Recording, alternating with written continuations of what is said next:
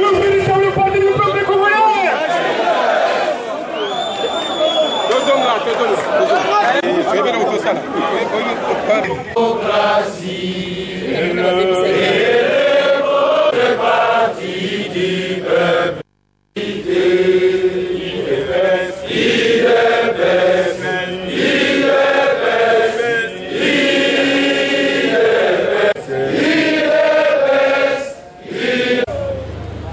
Oh, il y a papier.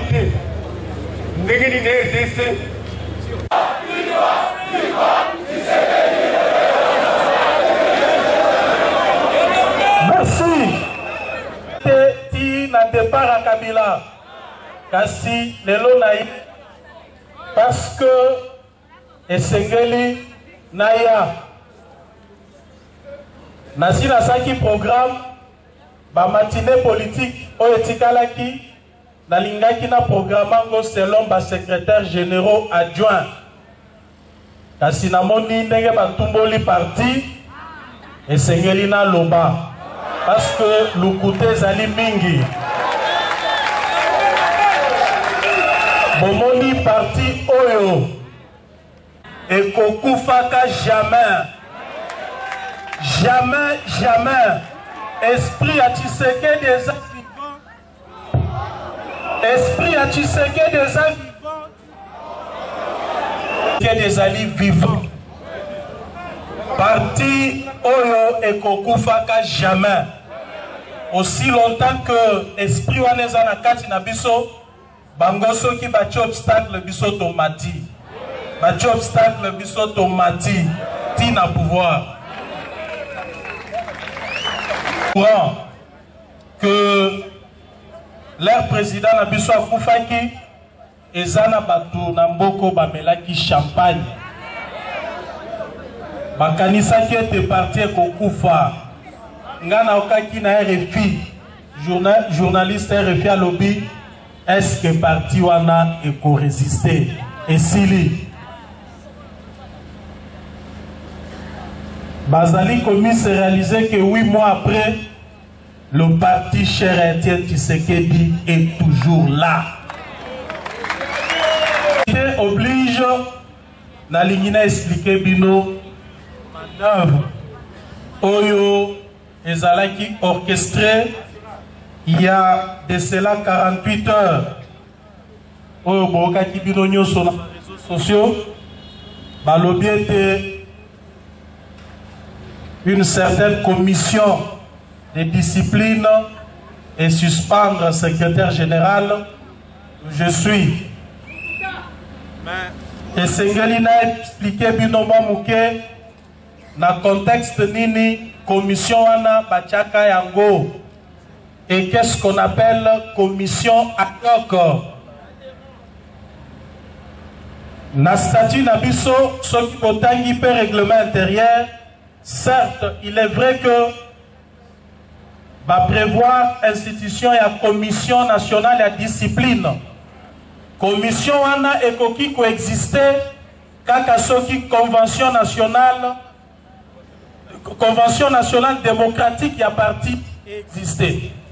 Parce que ma membre de la commission de discipline bakouta exister parce que conformément à la statut na biso tozalaki na ba mandataire te ba député oya biso to bengana ki bango et bongo convention nationale démocratique et kokaki coexister te ezali organe oyo kokaki coexister soki tozalaki na ba institution ya mboka ezalaki composé na ba mandataire ba ministre ba député na biso. Et nakati na bango nde président lingaki a puisé commission nationale de discipline. Il est arrivé que à un certain moment crise ekotaki na parti binomoko boyebi Gonga ndeko na biso Jackman Shabani azaki secrétaire général. Crise ekotaki na parti et sengelaki ete président azala na contrôle ya parti. Nayango anomaka commission ad hoc il y a discipline, commission nationale à discipline, mais il y a commission ad hoc. Il y a commission où il y a statut, où il y a statut T. Parce que où il y a statut, il y a composé par membre na yango na convention nationale démocratique à parti où existe à côté. Vous avez vu une polémique à quel point nini secrétaire général Atikali Moko et Sengela qui base à la Misatou. Eh bien, parce que Moko na Misatou na Azalaki, Alingaki Azala, président convention nationale démocratique, Oyo existate. Pour na ba raison, na outil que évoqué Awa. Pour na nini président Achaki commission ad hoc wana, Ezalaki pour na ba objectif précis. Quand on parle d'une commission ad hoc, on suppose que matière ezali précise. Et puis tana yango et ebani. Mais binomoko boyebi que na mokili oyo mutu nyonso alingaka sala alekesika bapesie sala boye yalinga sala alekisa. C'est ainsi que on a vu comme Sabino que après nomination Nangai, président a fait un mandat. Il y a nasalele proposition à Sika pour la commission de discipline à Sika parce que commission Oya Tchakiwana et Zalaki ad hoc et puis Bazaï Koyo Kanate Bazalaki divisé. Basalaka 2 camps. Ngai nasali médiation pour la commission na Bayokana. Basa la proposition à Sika Bayokana te. Président Lobitika Bango, tout ça la proposition à Sika, n'a pas président Koufi. Mais alors, ni commission, admettons que la commission est allée, car si fonctionnement nango est allé. Parce que la commission est allée, reconnue dans le règlement intérieur, est allée net juridiction spéciale.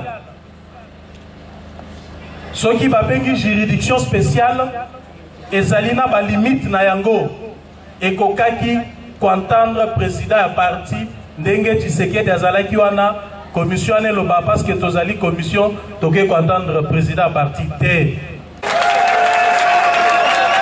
commission wana ezaki mandat ya kobando benga na batu na parti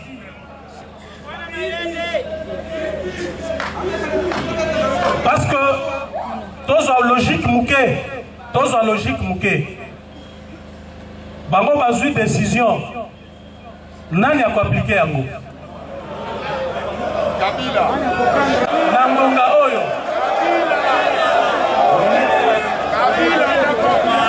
nangonga oyo ngande na appliquer décision na bango nayebi ke zo sala misusu batu misusu pasi na motema ba écrit bazali. C'est pourquoi pouvoir azali ko profiter na bango pour ba lukambutu mbutu na parti. Na minute oyo toye bayango nazo engagé parti nazali ko assumer intérim ya président donc commission wana soki sali musala esengele pesa nga rapport pour na exécuter na rendre public ba décision na exécuter yango. Na lingina bisabino lisusu boye. L'air Tobengani Chibala na Mubake. Si réellement commission en ezaki, pourquoi to saisira Kangote? Voilà. Pourquoi l'air Tobengani Chibala na Mubake commission en esala musalate? C'est parce que zala qui coexistait. Bake ko ressusciter yango pour na ko déstabiliser nango parti.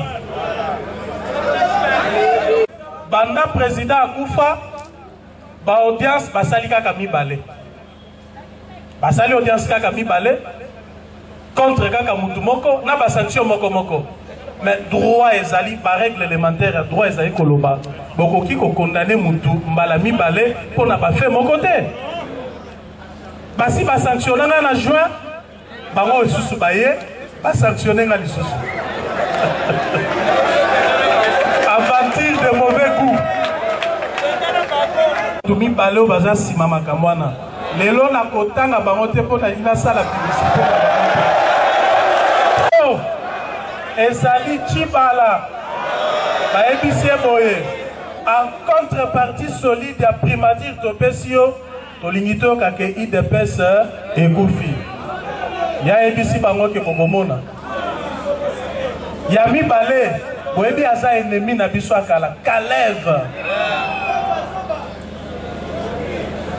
En réalité soki botali bien Sensa mutu azali ko diriger yango ezali Lumanu primature eza na bato mibale Nehemi na Kalev baone bazotindika kaka chibala wana bomoni que plan na bango échoué na kosekisa bino mwa muke yango ba expliquer biso pourquoi apesi biso pouvoir banda bazaki obenga bango na ba téléphone jusqu'à ce que bakangaki ba téléphone témoin nanga azawa babi boya kasi ko expliquer biso parce que bopesi biso pouvoir baya kate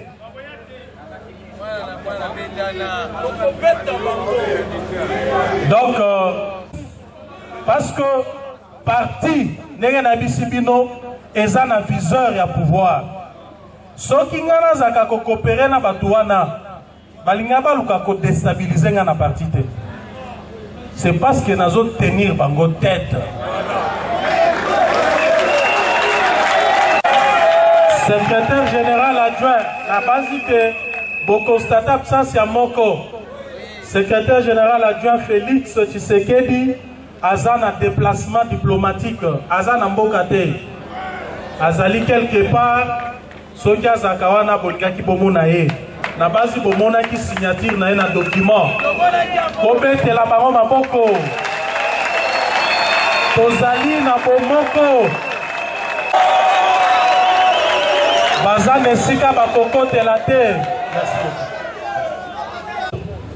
Na matanga ya pasteur Olangi balobi que basi ba imprimer ba polo ebele o bakopesa ba bana mura bakolatisa pe ba policier po bakendo luka désordre na matanga wana baloba kiza biso IDPS mais na ebisi bango kenga na kozala na matanga wana namona oya IDPS akendo luka désordre kuna soki nani atindaki ye ya kobenga nango Kabila na télévision tokopesa ngote biso tozali kosala musala kutu na banga kimo muke mobilisateur akomaki kopesa ba point moko a stratégie na bima akoteka ndenge ateki stratégie mais tout de suite ami ressaisir akati bande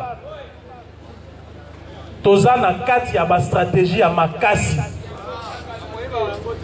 bakoyeba yango te tozali rassuré que Kabila akokende